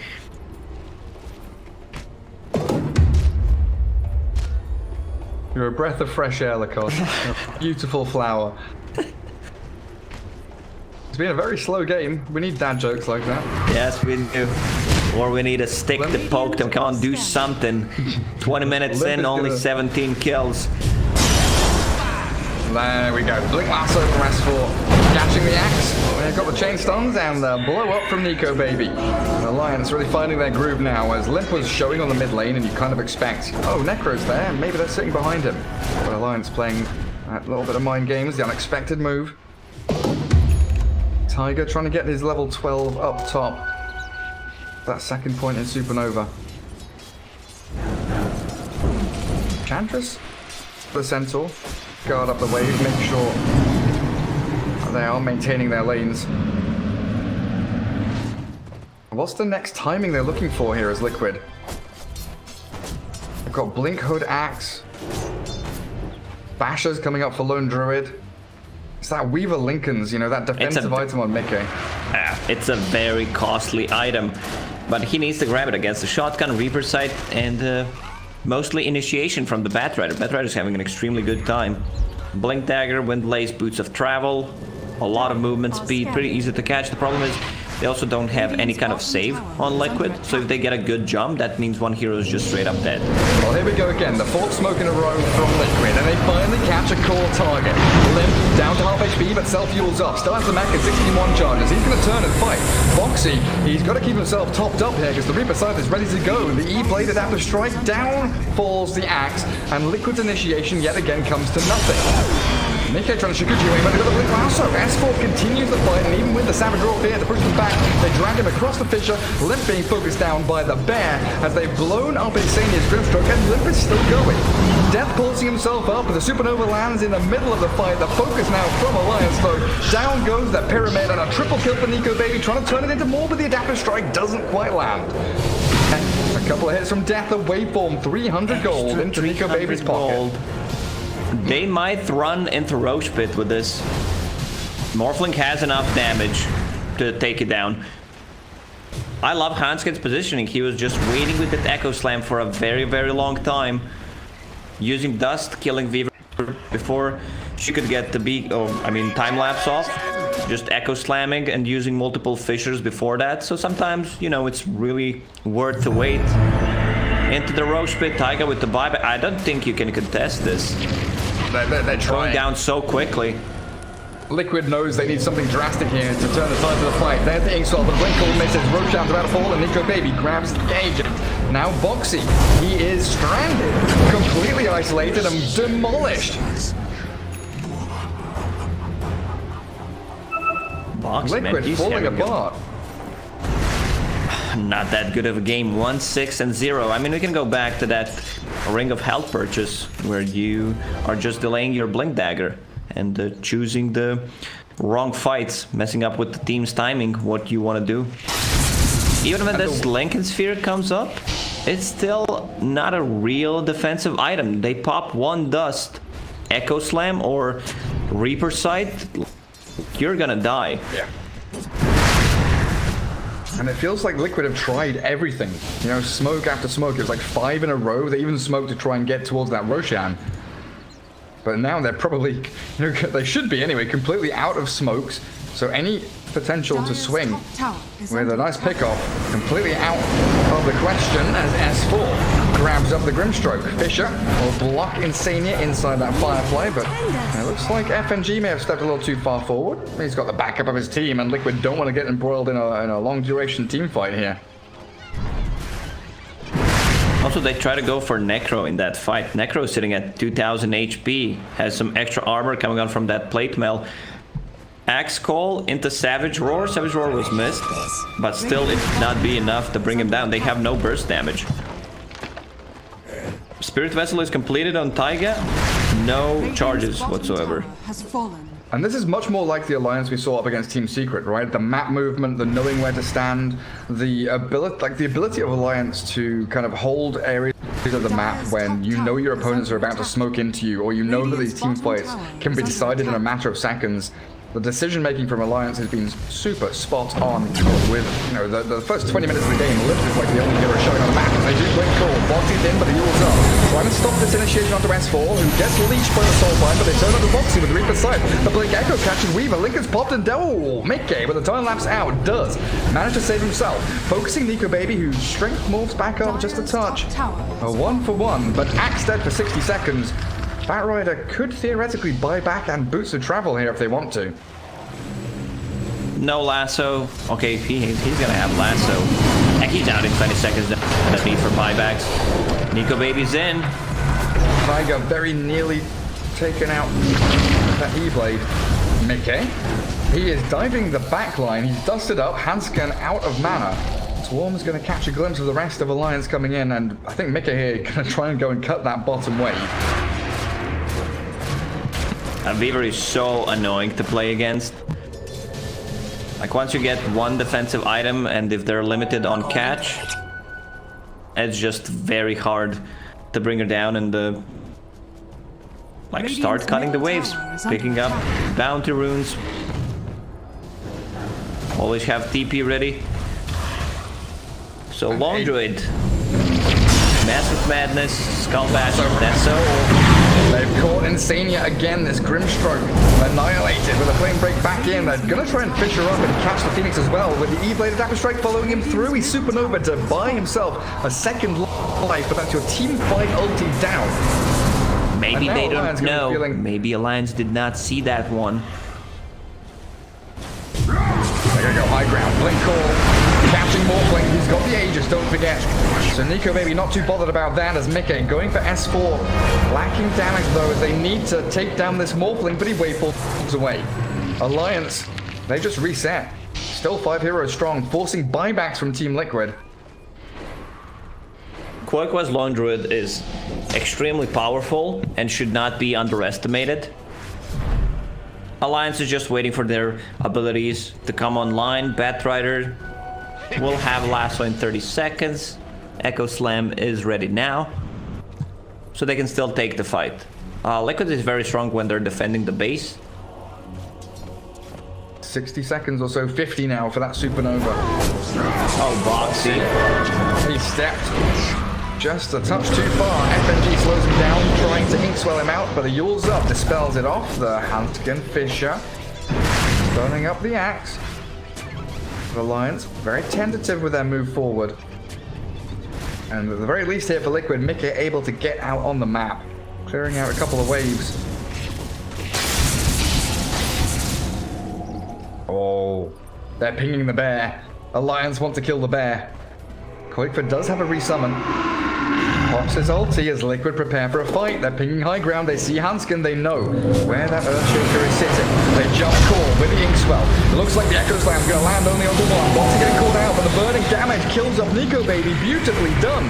As Liquid soul bind up onto the Earthshaker Necro. Finally it expires, but they can focus down Limp. But the Supernova back up. Focus the pyramid here. Beautifully placed. You do not stare at the pyramid. It's going to burn your eyes alive. As Boxy blitz back in with another call to chain stun and dump down onto Nico, onto the Limp Necro. Not the Nico Necro.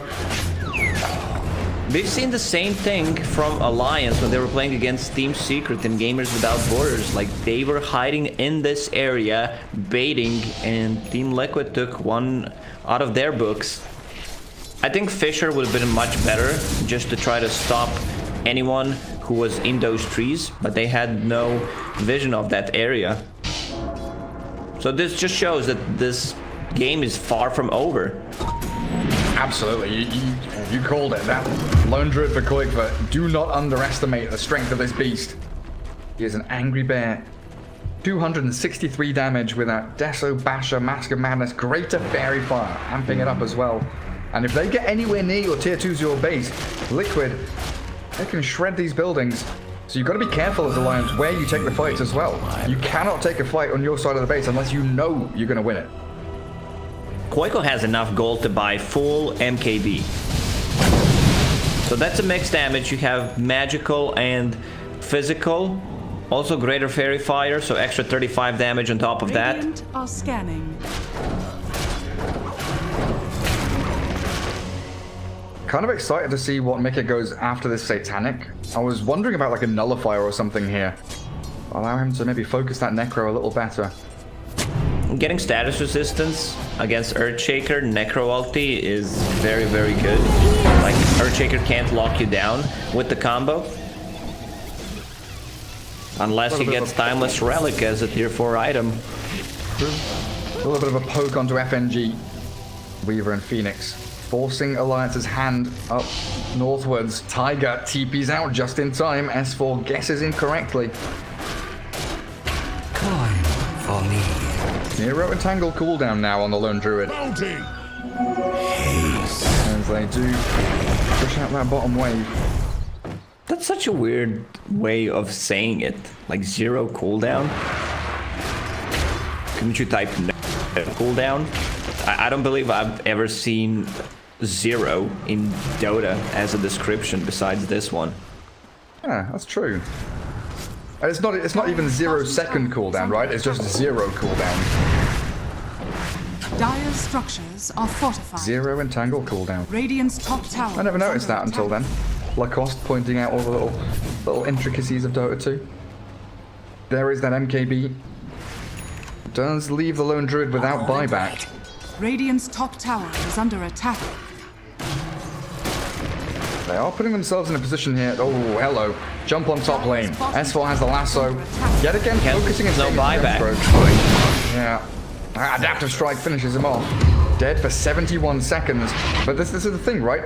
Liquid have put themselves in a position here where they force Alliance to either trade a tier 2 for a tier 3 or, you know, come back and defend. Oh, I love this. I was just thinking about it. Grimstroke, I know that Insania loves to build it. Get Aghanim Scepter and use enemy strength as their weakness. So you just get Illusion of the Morphling, who has a built-in BKB. Mickey. He is trapped in here with no time lapse. Nice pop of the Lincolns for that Reaper Scythe. Dead for eternity.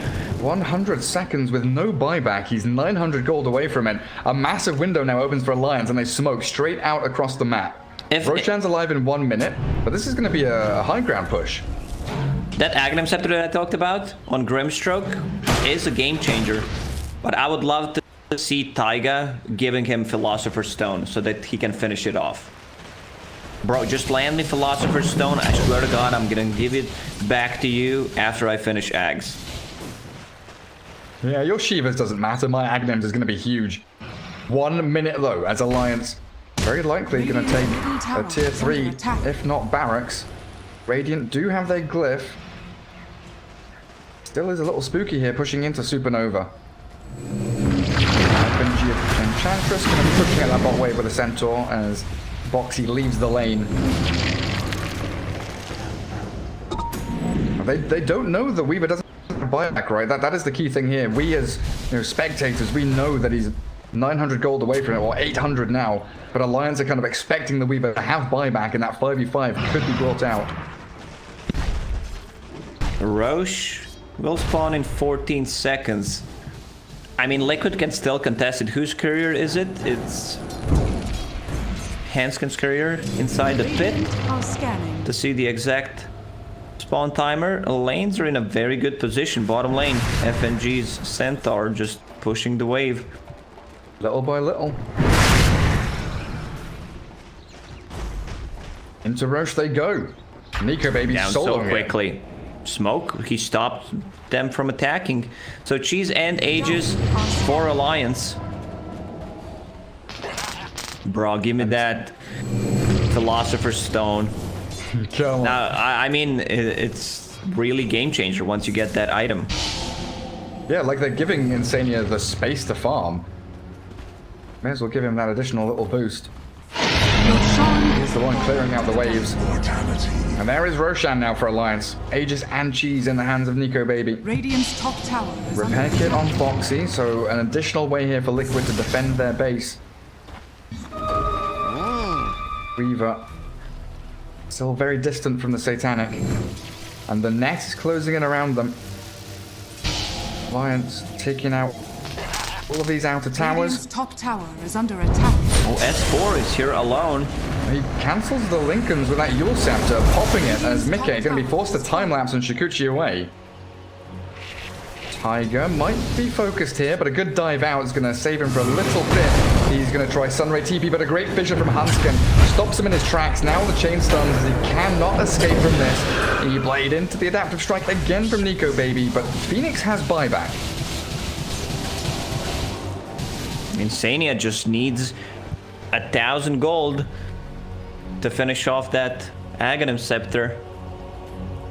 And you can make illusion of one extra hero if they're soulbound together. If you get the Necro and the Morphling together. Radiant structures are Pretty cool here for Liquid. Nico baby does get up onto that high ground, but they flip, repair kit, jump in onto the Morphling, try to take that first life away from him. You'll set up the Axel, cancels the initiation as the Soulbind does arrive. The fear onto Nico baby, he's very low and dunked. Supernova zones the rest of Alliance back as the buyback from Phoenix paying off nicely. In jumps the Weaver, but immediately Shikuchiing back out. They're gone. The bear does resummoned immediately by Koikva, and the repair kit doing pretty good work. Try and defend the repair as they do blink core and Inkswell again. Morphling. Attribute shift into strength as the Fisher blocks back Liquid. This tower defense. Yeah, this cross. Very well played so far. Execution's been great from Liquid. FNG's on the high ground as an Echo Slap, trying to deal with a Weaver. There's the Reaper Scythe, and down goes Mickey. Buyback available though. Alliance still pressuring the high ground. FNG is still in the Radiant base. He'll lose his life. Liquid with a blink core too. Might buy back now. Here it comes. That's the Inkswell connecting his Hanskin, fishes them back and stops the advance. Liquid can't give chase, and the Death Pulse going to finish off Tiger. No, not quite.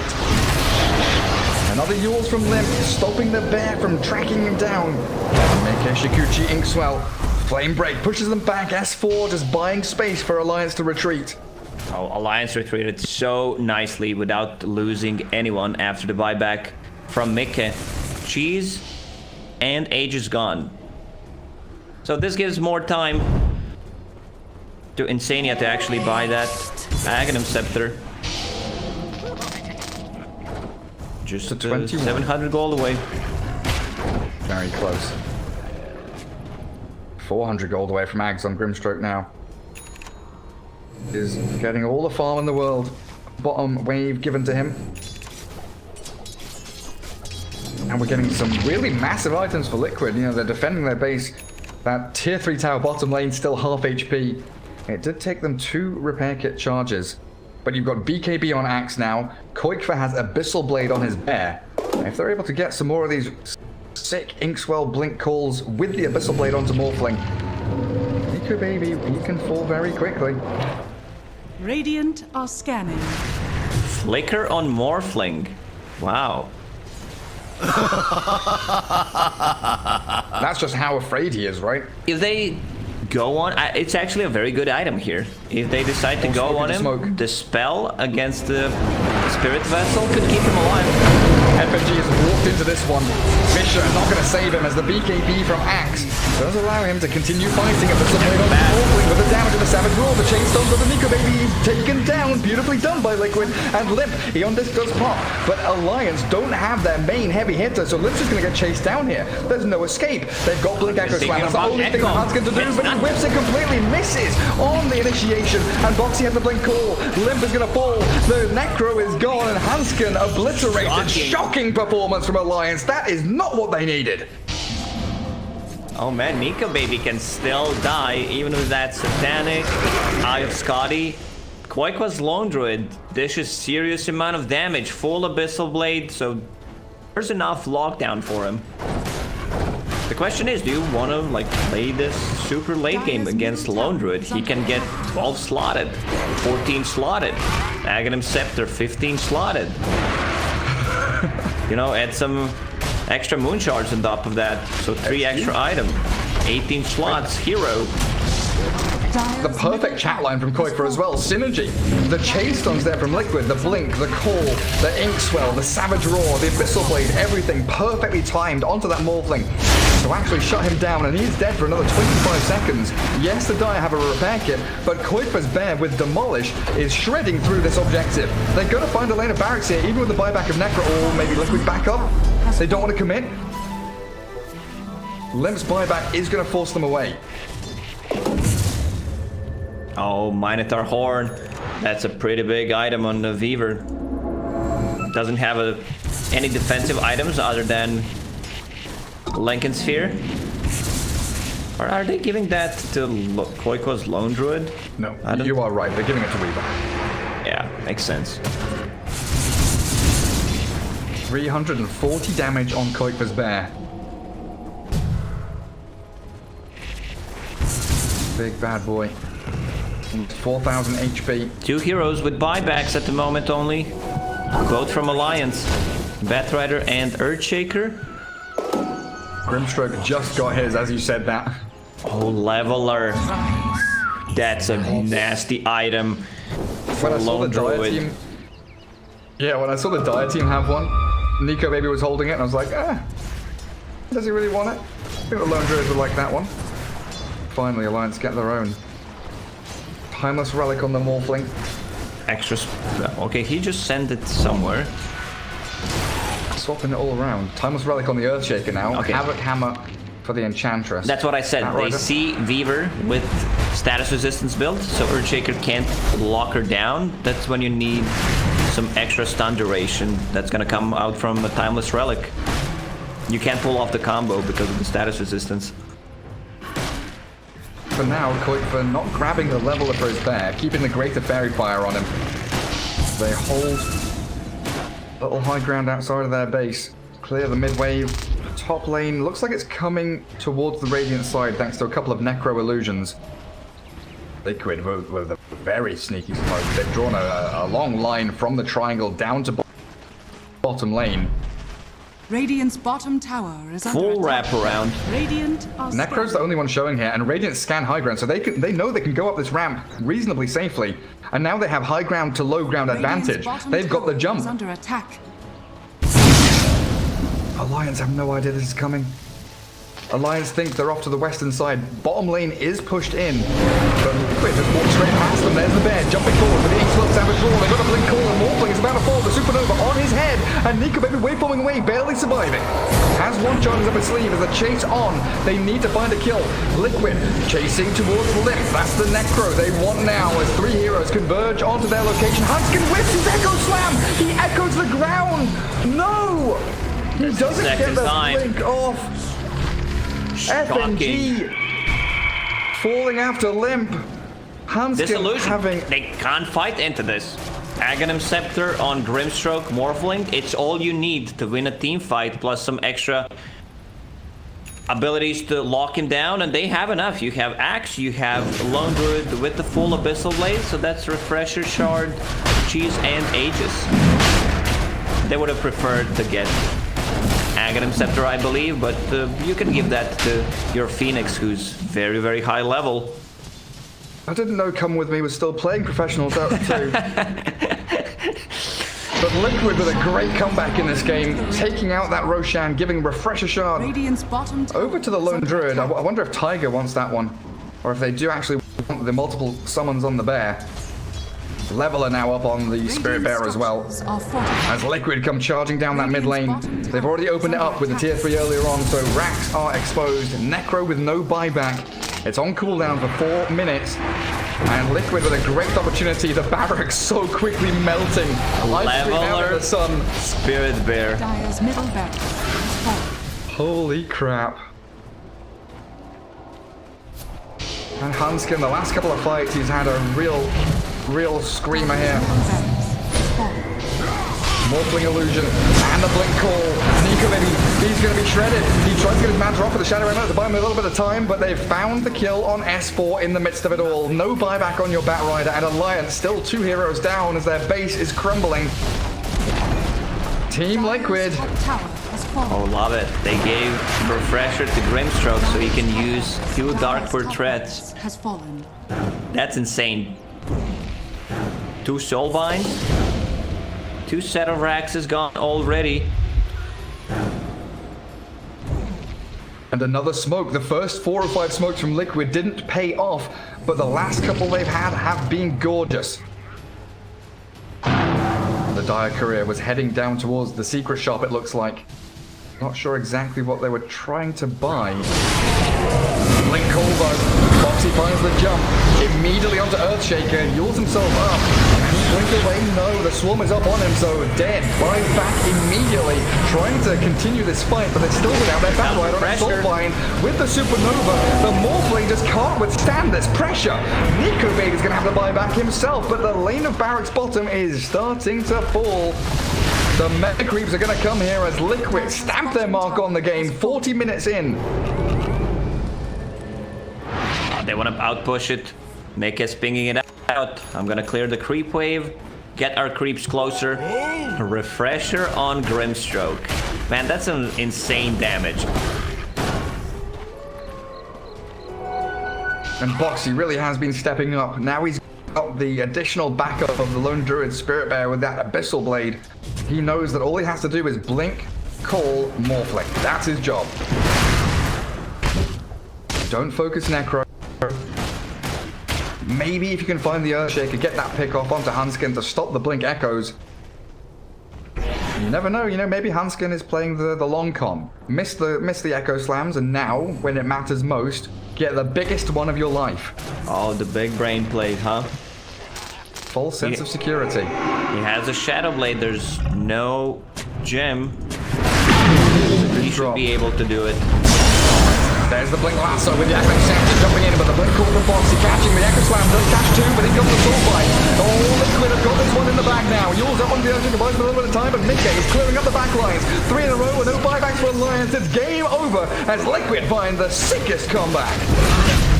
Man, Liquid played this extremely well. Just using a couple of buybacks early on to keep themselves into the game, and who would have guessed a performance by Quoiqua on the Lone Druid. Boxy had atrocious early game. He was 1-7-0 at one point, but then he managed to make a great comeback with some really nice calls, and that Aghanim Scepter on Grimstroke really changed things a bit. Like, Morphling couldn't solo carry this one against